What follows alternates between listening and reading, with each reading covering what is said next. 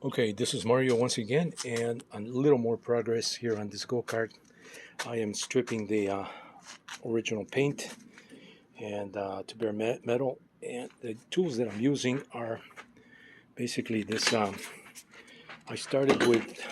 Let me start that this way. I started with this electric. This is an AC powered sander. I don't know, Chicago Electric Power Tools. I think I got this at Harbor Freight, and I've been using these mesh type sanding discs. These I believe those are 120 grit. Started with that and slowly started to carve out some of the paint. Um, they work well, but because it is a mesh and it's got sand or some additive here, abrasive additive to this mesh, it does wear out rather quickly. But I started with a couple of these. I went through 2 or 3 of those already in starting the sanding process here. So what I started what I started doing instead. Let me go back here because the sun is beating a little hot here out there. I I remember I had these wheels here, these abrasive or wire wheels. So I attached this to my Ryobi 18 volt 4.5 inch grinder, and with this stuff right here, it goes pretty fast. And I did this bar right here, the complete bar right here, the other side of the bar, and this bar right here in about maybe 15 minutes. It's completely clean, as you can see here.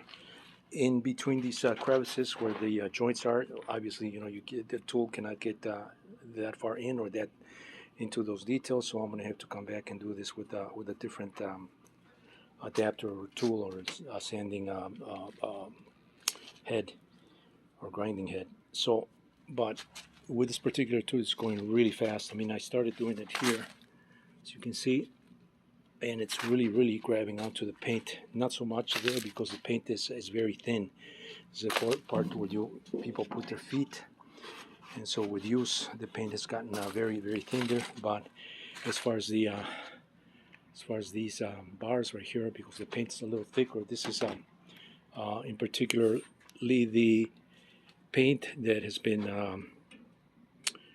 powder coated sections. There are some points or some parts, I should say, or some sections that were touched up with just regular spray paint, but the powder coating just tends to lift really easy with this. I don't know if that's the case with every, if that's the case with every cart that is painted or powder coated, but it's lifting it rather quickly.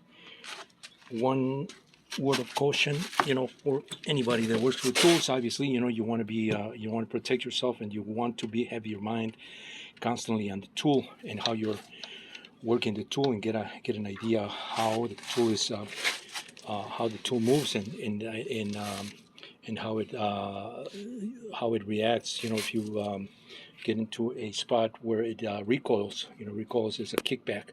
So you want to be extremely careful, and you want to maintain a firm grip. I have this right here on the top.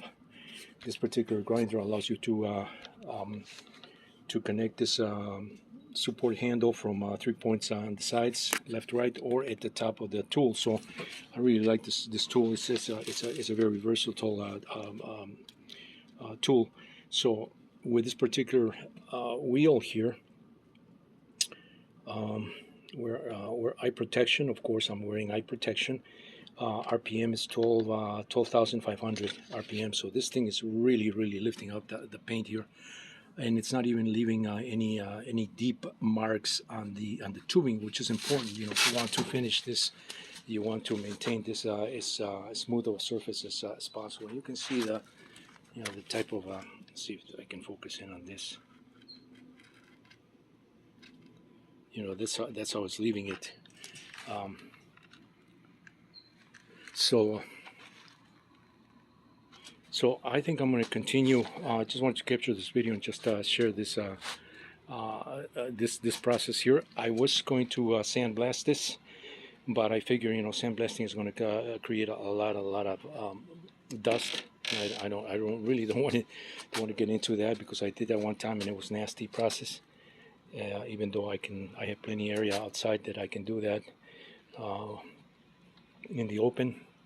But this tool is working just fine. I may use the sandblaster for the base, the flat metal, because that's this tool uh, does not work as well on areas that a little bit worn out, or the paint is really thin. This works better with where the paint that has been applied really thick, powder coated. Powder coating is basically just a powder that is applied, in a good quantity with electrostatic. Um, it's an electrostatic process where the powder attaches to the metal uh, via an anode cathode type connection. It's almost like an electrically charged process, and then the whole thing, when it's coated, is put in an oven for the paint to basically melt. So it's basically like applying a plastic coating on the metal, and when that hardens, it provides a really solid, protective, durable surface. And so some of these areas have a little more paint, and this thing right here, this tool is really lifting that. It's almost like a skin, it just lifts it right off the the tool. Uh, Unfortunately, I'm videotaping this with one hand and holding the tool in the other, and I just don't want to run this tool with one hand while videotaping it. I do have a tripod, but it's inside my house, so I'm not even going to show that. But just take my word that this is working really good. I started doing this in lieu that I just can't wait for the. I ordered some of those abrasive nylon discs. They're kind of thick like this, but there's it's almost like a mesh that's mixed with some abrasive media, and I believe that material is nylon. Um, and it's also used for removing paint, removing rust. And so I ordered some of those. I'm waiting. They should be coming in tomorrow, Saturday. Today's Friday, but I just couldn't wait, and I decided, I have these wheels. Let me give that a shot and see how this works. It's the first time I'm using this wheel. I have used some brushes before. I use this brush right here, and really this doesn't really do much. It just spins, and it doesn't take out any paint, even though this is a heavy duty Ryobi drill that I've had. Also AC powered. But this thing right here is really working really well. Uh, Once again, you just got to be very careful with this tool, because God forbid, you get caught. This catches your skin or on your clothing. It's going to create some serious damage. So once again, I can't stress that enough. Be very careful with these tools if you're a first-time user. I think most of the people that follow these threads, are seasoned mechanics or technicians or technical people that understand these tools, that have used these tools, and are already aware of that. So in this video, this cautionary note is more for the people that may be stumbling on this video for the first time. Just be extremely careful. Watch videos, go online, understand the tool. If you understand the tool, I have a saying that goes like this: if you know how to tame the tiger or the lion, there's no need to fear it. Same is with tools. If you understand the process, the mechanics, the operation, the limits, the power of the tool, then there's no need to fear it. You can approach it with a little more confidence, provided that you observe all the safety measures that are required when operating these tools.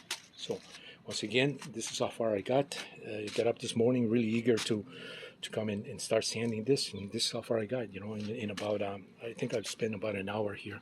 So in about an hour, this is probably going to take me another hour, 3 hours. If I spend the whole day here, I can have this pretty much completely sanded down. But I'm going to be taking breaks because it's extremely hot outside, and I've been working here in the underneath this makeshift canopy here. between my shed and this other canopy that's protecting my electric go-karts and also my pool pump. So, but the sun is beating. It's getting around. It's about maybe 10 o'clock in the morning, and this is when the sun starts coming in. It's really about 12 o'clock. The sun is very very intense here. So I'm going to stop to take a break. Um, I'm also wearing a mask, for just to protect my lungs, because this does, even though this does not spit out as much debris as the sand does, you're still getting metallic particles that they're spitting into the air, and you just got to protect yourself, wear mask, um, and and protective gear. I do have this gear here. I am wearing protective glasses, but I also have this head mask here that I should be wearing. I'm going to make sure that I put this on when I go back to sanding the car here. It's just another safety measure on top of the safety glasses, which are also my magnifying glasses, because I need magnification, in order to see up close. So I'm going to be wearing that on top of my other glasses, just to protect my face in case something flies off, or little bits of metal, disengage from that tool. That's also something that you have to be aware of. That can take out an eye. At the speed that's running, 12,000, almost 13,000 RPM is what that tool is capable of working at. So. Anyway, this is where I'm at, and I thought I do this video once again as a continuation of this progress race here.